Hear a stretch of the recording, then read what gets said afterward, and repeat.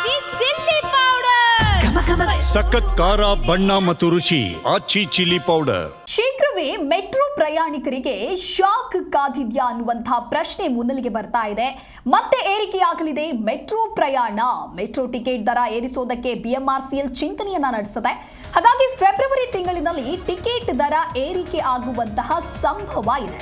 ಗರಿಷ್ಠ 5% ಹೆಚ್ಚಿಸೋದಕ್ಕೆ ಎಫ್ಪಿಸಿ ಶಿಫಾರಸು ಹೊರಡಿಸಿದೆ.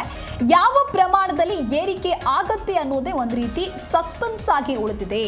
ಮತ್ತೆ ಬೆಂಗಳೂರಿನ ನಮ್ಮ ಮೆಟ್ರೋ ದರ ಏರಿಕೆ ಆಗುವಂತ ಎಲ್ಲಾ ಸಾಧ್ಯತೆಗಳು ಇದ್ದು, ಫೆಬ್ರವರಿಯಿಂದ ನಮ್ಮ ಮೆಟ್ರೋ ದರವನ್ನು ಏರಿಕೆ ಮಾಡೋದಕ್ಕೆ Bengaluru metro rail corporation limited ಈಗ ಮುಂದಾಗಿದೆ ಅನ್ನುವಂತಹ ವಿಷಯ ಗೊತ್ತಾಗ್ತಾ ಇದೆ. 2025ರಲ್ಲಿ ನೋಡ್ತಾ ಹೋಗೋದಾದ್ರೆ 71% ದರ ಏರಿಕೆ ಮಾಡಲಾಗಿತ್ತು. ಆದ್ರೆ ಈಗ 5% ದರ ಏರಿಕೆಗೆ ಸಿದ್ಧತೆಗಳಾಗ್ತಾ ಇದೆ. ಶುಲ್ಕ ನಿಗದಿ ಸಮಿತಿ ಪ್ರತಿ ವರ್ಷ ಟಿಕೆಟ್ ಶುಲ್ಕದಲ್ಲಿ 5% ಹೆಚ್ಚಳವನ್ನ ಸೂಚಿಸಿರುವಂತಹ ಕಾರಣ ಏರಿಕೆ ಆಗಲಿದೆ. ಈ ಹೆಚ್ಚಳವು ಕೂಡ ಒಂದು ಕಡೆ ಸಾರ್ವಜನಿಕ ಸಾರಿಗೆ ಬಳಕೆದಾರರ ಮೇಲೆ ಹೆಚ್ಚುತ್ತಾ ಇರುವಂತಹ ಆರ್ಥಿಕ ಹೊರೆಗೂ ಕೂಡ ಕಾರಣವಾಗುತ್ತೆ.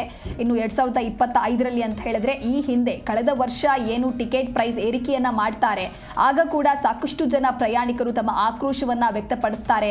ಬೇಗ ಹೋಗಬಹುದು, ತಮ್ಮ ಕೆಲಸ ಕಾರ್ಯಗಳಿಗೆ ರೀಚ್ ಆಗಬಹುದು ಅನ್ನೋ ಕಾರಣಕ್ಕೆ ನಾವು ಮೆಟ್ರೋವನ್ನ ಚೂಸ್ ಮಾಡ್ತೀವಿ. ಆದ್ರೆ ಈ ರೀತಿ ಟಿಕೆಟ್ ದರವನ್ನ ದಿಢೀರನೆ ಏರಿಕೆ ಮಾಡೋದು ಎಷ್ಟರ ಮಟ್ಟಿಗೆ ಸರಿ ಅಂತೇಳಿ ಸಾಕಷ್ಟು ಹೋರಾಟಗಳನ್ನ ಮಾಡ್ತಾರೆ, ಸಾಕಷ್ಟು ಪ್ರತಿಭಟನೆಗಳನ್ನ ಮಾಡ್ತಾರೆ. ಅದ್ಯಾವುದೇ ಪ್ರತಿಭಟನೆ ಹೋರಾಟಗಳು ಮಾಡಿದ್ರೂ ಕೂಡ ಏನೂ ಆಗೋದಿಲ್ಲ, ಯಾವುದಕ್ಕೂ ಕೂಡ ಪ್ರಯೋಜನಕ್ಕೆ ಬರೋದಿಲ್ಲ.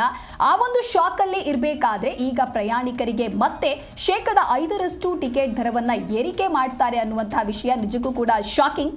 ಮೆಟ್ರೋ ಪ್ರಯಾಣ ಹಾಗಾದ್ರೆ ಮತ್ತೆ ಏರಿಕೆ ಆಗತ್ತಾ? ಮೆಟ್ರೋ ಟಿಕೆಟ್ ದರವನ್ನ ಏರಿಸೋದಕ್ಕೆ ಬಿಎಂಆರ್ಸಿಎಲ್ ಈ ರೀತಿಯಾದಂಥ ಚಿಂತನೆಯನ್ನ ನಡೆಸ್ತಾ ಇದೆ.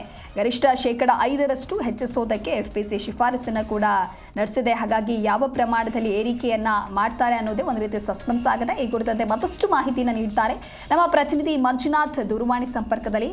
ಮಂಜುನಾಥ್, ಮೆಟ್ರೋ ಟಿಕೆಟ್ ದರ ಏರಿಸೋದಕ್ಕೆ ಇದೀಗ ಮತ್ತೆ ಬಿಎಂಆರ್ಸಿಎಲ್ ಚಿಂತನೆಯನ್ನ ನಡೆಸಿದ್ದು 2025 ಅಂದ್ರೆ ಕಳೆದ ವರ್ಷ ಇನ್ಕ್ರೀಸ್ ಮಾಡಿದಾಗಲೇ ಸಾಕಷ್ಟು ಹೋರಾಟಗಳಾಯಿತು, ಆದರೆ ಯಾವುದೇ ಪ್ರಯೋಜನ ಆಗಿಲ್ಲ. ಈಗ ಮತ್ತೆ 5% ಅಂತ ಹೇಳಿದ್ರೆ ಯಾವ ಪ್ರಮಾಣದಲ್ಲಿ ಏರಿಕೆ ಮಾಡುವಂತ ಚಾನ್ಸಸ್ ಇದೆ?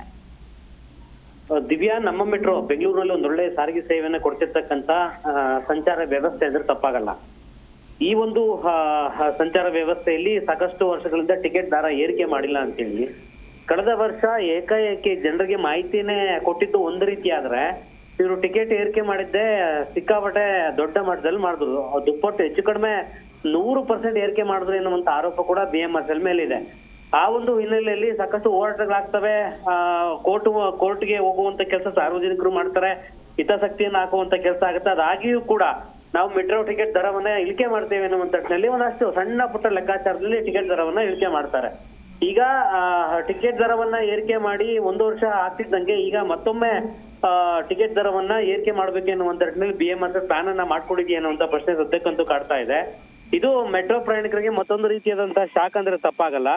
ಒಟ್ಟು ಏನು 5% ಅಂದ್ರೆ ಫಾರ್ ಎಕ್ಸಾಂಪಲ್ ಇವಾಗ ಒಂದು 10 ರೂಪಾಯಿ ಟಿಕೆಟ್ ಇದ್ರೆ ಒಂದೆರಡು ನಿಲ್ದಾಣಕ್ಕೆ ಆ ಒಂದು ಟಿಕೆಟ್ಗೆ 5% ಏರಿಕೆ ಮಾಡುವಂತದ್ದು ಇದರದ್ದು ಒಂದು ನಿಯಮ. ಈ ನಿಯಮವನ್ನ ನೋಡೋದಾದ್ರೆ ಫೆಬ್ರವರಿಗೆ ಅಂದ್ರೆ ಮುಂಬರುವಂತಹ ತಿಂಗಳಲ್ಲಿ ಈ ಒಂದು ಟಿಕೆಟ್ ದರವನ್ನು ಏರಿಕೆ ಮಾಡುವಂತಹ ಸಾಧ್ಯತೆಗಳು ತುಂಬಾ ಹೆಚ್ಚಿದಾವೆ.